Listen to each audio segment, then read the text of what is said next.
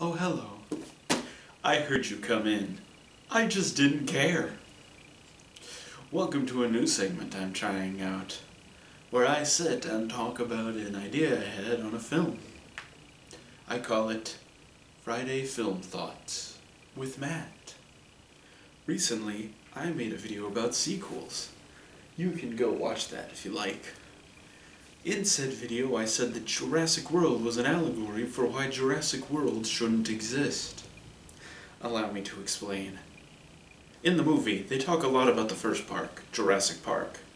But what they're really referring to is the first movie, Jurassic Park. On, we meet a billionaire named Maserati? Foreign guy? This is an allegory for Mr. Steven Spielberg, a billionaire who's still concerned with giving his customers a good spectacle.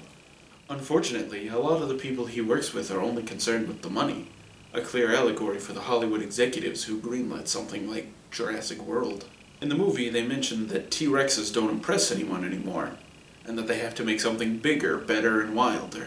This is also true of real life, because back in 1991, when Jurassic Park came out, a T-Rex was considered really impressive. However, now, anyone can do those effects. So, they have to make something bigger, better. And that brings us to the Indominus Rex, the allegory for the movie. It was constructed purely to be profitable and was totally unnatural and raised in unloving conditions. This brings us to Chris Pratt's character in the film. I've done the research. There were 4 writers on the film. I don't know if all 4 of them were in on this, but it's clear at least one of them saw what was wrong with the film and was trying to write a film about that. This one, or possibly multiple writers, is represented through Chris Pratt's character. He has a clear love of the animals and the park, and tries to talk sense into the business people who have created a really bad idea. And the film gives us 2 child characters, representative of the audience themselves. They've come to Jurassic World for a little escape. Get away from life, distract them a little bit. But what they find is what really should be a huge disaster. It's at this point I should mention, I don't really think Jurassic World is that bad. It's clearly not as good as Jurassic Park and has very little reason to exist. But it's not an all-around terrible movie.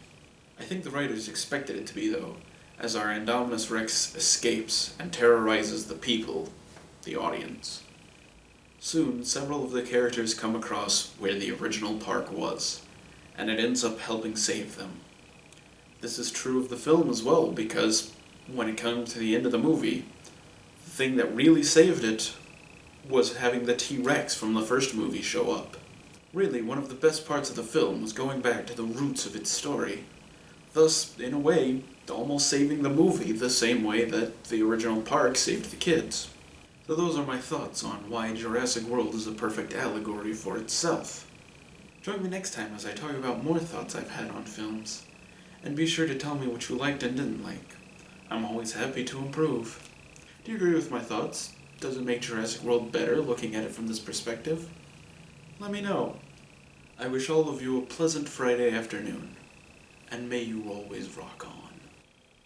This has been Friday Film Thoughts with Matt.